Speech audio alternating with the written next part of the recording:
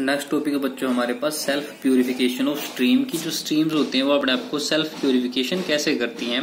देखो एक natural process होती है जिसके अंदर ऑक्सीजन जो होती है हमारी वाटर की, जो हमारा वाटर स्ट्रीम में होता है वो कंज्यूम किसके जरिए होती है, सीवेज उसको कंज्यूम कर लेता है। ठीक है, अब जो ऑक्सीजन कंज्यूम कर हो गई है डिकम्पोजिशन या स्टेबलाइजेशन करने में, ठीक है, हमारे ऑर्गेनिक मैटर को, तो सेम टाइम पे सेम चीज जो हमने पीछे पड़ी है वो दोबारा से फिल हो जाती है एटमॉस्फेरिक ऑक्सीजन से।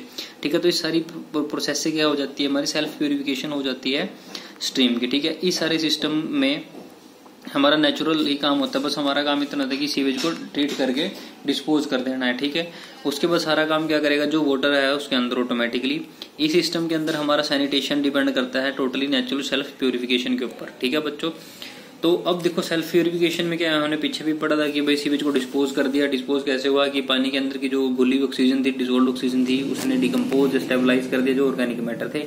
अब वो जो ऑक्सीजन कंज्यूम हुई है वो दोबारा से कैसे आएगी, वो एटमॉस्फेरिक ऑक्सीजन से उसकी डिमांड को पूरी कर लेती है ऑटोमेटिकली जो हमारा वाटर होता है। अब जो हमारा फैक्टर है सेल्फ प्यूरिफिकेशन होती है हमारी स्टीम की, किन के ऊपर डिपेंड करती है। पहला होता है डाइल्यूशन, नेक्स्ट है सेडिमेंटेशन, थर्ड है oxidation, fourth reduction, fifth sunlight, sixth current velocity of the currents, temperature and the biological forces.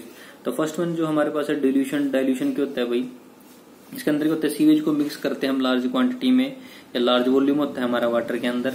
तो इससे क्या होता है बच्चों, जो ऑफेंसिव ऑर्गेनिक मैटर होते हैं वो मिनिमाइज हो जाते हैं। कैसे, उनका डिप्रेशन होता है जो हमारा डिल्यूटिंग वाटर होता है। ऑब्वियसली बात, जो हमारा सीवेज आपको लार्ज क्वांटिटी में हमने उसको मिक्स कर दिया वाटर के साथ, तो जो उसके अंदर के ऑर्गेनिक सीवेज उसको डिस्पर्स कर देते हैं हमारे वाटर सीवेज को। ठीक है, उसकी कैरेक्टरिस्टिक्स को तोड़ देते हैं।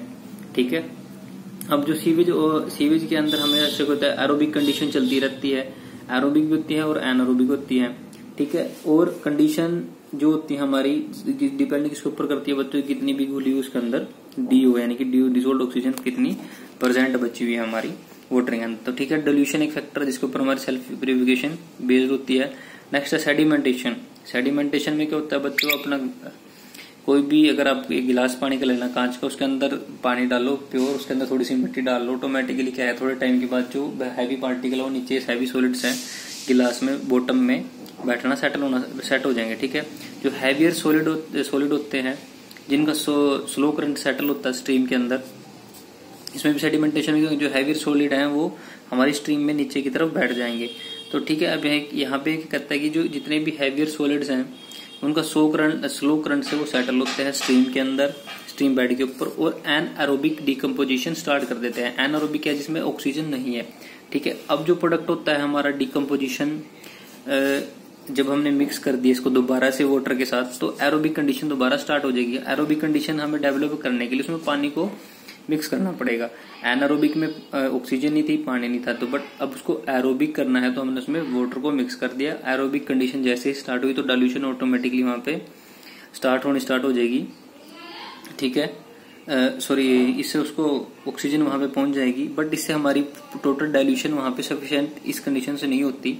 तो हमें इसमें क्या करना पड़ता है, जो स्कोरिंग होती है हमारे स्ट्रीम की, जो फ्लड आता है वो इस वॉश को डिपोजिट कर देती है, यानी कि जिस नदी में जमा होगा जब फ्लड आएगी, बारिश आएगी।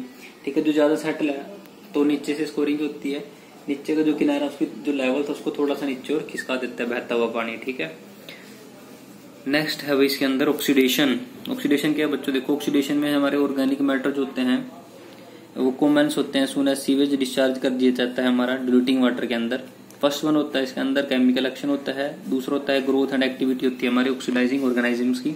ठीक है, अब देखो जितनी एज लॉन्ग एज हमारी O2 प्रेजेंट होती है वाटर सेप्टिंग कंडीशन के अंदर, water septic condition will not exist and offensive smell will be absent. देखो जैसे ही O2 प्रेजेंट रहती है मेरी सेप्टिंग कंडीशन के अंदर, ठीक है, तो O2 प्रेजेंट होगी तो सेप्टिंग कंडीशन नहीं होने देगी, तो ऑफेंसिव स्मेल भी वहां से एब्सेंट होगी। अब जब तक हमारे ऑर्गेनिक मैटर कम्प्लीटली तरीके से ऑक्सीडाइज नहीं होते, तो हमें ऑक्सीडाइज नहीं होते तो हमें ज्यादा डिमांड नहीं रहेगी ऑक्सीजन की, जितनी भी हमें सेल्फ प्यूरिफिकेशन में चाहिए। सेल्फ प्यूरिफिकेशन में क्या बच्चों बड़ी डिमांड ऑटोमेटिकली पूरी कर लेते हैं। नेक्स्ट फैक्टर भाई हमारे पास रिडक्शन। रिडक्शन कब होता है, देखो रिडक्शन अगर due to hydrolysis of the organic matter biologically और chemically in the stream. Reduction किस वजह से होता है? जो हाइड्रोलिसिस होता है हमारे ऑर्गेनिक मैटर का, चाहे बायोलॉजिकल हो केमिकली हो, हमारी स्ट्रीम के अंदर जो हमारे कॉम्प्लेक्स ऑर्गेनिक मैटर प्रेजेंट होते हैं सीवेज के अंदर, वो सप्लिटेड होते हैं एनारोबिक ऑर्गेनिज्म से, और ये एक्शन प्रोड्यूस क्या करता है? फॉल गैसेज प्रोड्यूस करने स्टार्ट कर देता है, जिससे हमारी स्टेबलाइजेशन वहां पे स्टार्ट हो जाती है। ये तो था रिडक्शन भाई, केमिकली होता है और बायोलॉजिकली होता है। नेक्स्ट अभी सनलाइट की, सनलाइट क्या करती है, कितना रोल है सनलाइट का? सनलाइट जो करती है भाई, सनलाइट का हमारा स्टरलाइजिंग इफेक्ट होता है हमारा कुछ बैक्टीरिया के ऊपर, ब्लीचिंग पाउडर की तरह, ब्लीचिंग पाउडर में और फोटोसिंथेसिस के अंदर। फोटोसिंथेसिस में क्या होता है? हमारे क्लोरोफिल बेरिंग ऑर्गेनिज्म होते हैं जो एनर्जी को लेते हैं सन से और कन्वर्ट कर देते हैं उसको फूड में। ये तो आपने पढ़ा ही होगा, 6 से पढ़ते हो रहे हो भाई फोटोसिंथेसिस। और फूड में से जब कन्वर्ट होता है या फिर फूड से किसी और फॉर्म, कोई भी और फॉर्म की लाइफ में उसको कन्वर्ट कर देता है। इसमें क्या होता है? CO2 ऑब्जर्व होती है और O2 रिलीज होती है। अब जब ये O2 और CO2 में कन्वर्ट हो रही है, CO2 O2 में, जो पैथोजेंस है हमारे किल्ड हो जाते हैं ऑटोमेटिकली जब वो एक्सपोजर में आते हैं सनलाइट के। ठीक है, हैंस जो हमारी सेल्फ प्योरिफिकेशन होती है, जो हमारी सनलाइट, वो भी सेल्फ प्योरिफिकेशन को बढ़ा देती है। जैसे कि एलएच की ग्रोथ होती है हमारी सनलाइट के कारण, उससे हमारी प्रोडक्शन होती है O2 की। जितनी भी एलएच हमारी वाटर के अंदर पैदा हो रही है तो उससे O2 ऑक्सीजन भी उसके अंदर बढ़ रही है, तो इस डायरेक्टली जितनी भी उसकी सेल्फ प्योरिफिकेशन को ये इंक्रीज करते हैं। नेक्स्ट बच्चों, वेलोसिटी ऑफ द करंट। हाँ, कि देखो भाई वेलोसिटी ऑफ करंट का क्या मैटर करता है? जो नेचुरल सेल्फ प्योरिफिकेशन होती है स्ट्रीम की, वो डायरेक्टली डिपेंड करती है कि कितना करंट है हमारे वाटर का, और या फिर उसके अंदर कितना करंट नहीं है।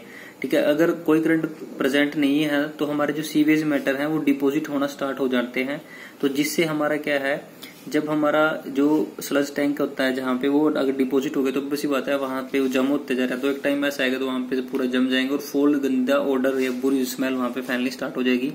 अगर जितनी वेलोसिटी हमारे फ्लो की है, जिस वेलोसिटी से वो बह रहा है, तो ऑब्वियसली बात है सेल्फ फ्यूगोरेशन ऑटोमेटिकली बन जाएगी वहां पे। जैसा फ्लड के केस में होता है कि मान लो कोई स्ट्रीम नॉर्मल लेवल पे बह रही है, अगर उसमें पानी ज्यादा आ जाएगा ऑटोमेटिक बारिश होने तो उसका लेवल भी बढ़ जाएगा, तो स्पीड भी पानी की यानी कि वेलोसिटी भी बढ़ जाएगी। तो जितनी भी इसके अंदर क्या है, जो डिपोजिशन है वो सारी कम हो जाती है। जितना ये वेलोसिटी ऑफ करंट होता है, जितनी भी डिपोजिशन होती है स्ट्रीम के अंदर, उसको कम करता है। और जितनी डिपोजिशन कम होगी तो ऑब्वियसली बात है आपकी ऑक्सीजन डिमांड उतनी ही बढ़ जाएगी। हैवी करंट होगा सीवेज के थ्रूली मिक्स हो जाता है, ऑब्वियसली बात है जितना हैवी करंट रहेगा उससे थ्रूली मिक्स हो जाता है आपका स्ट्रीम, और न्यूसेंस को क्या करता है, वो अवॉइड करता है। ठीक है, नेक्स्ट बच्चों हमारे पास टेम्परेचर की। टेम्परेचर का कितना रोल है सेल्फ प्यूरिफिकेशन के अंदर?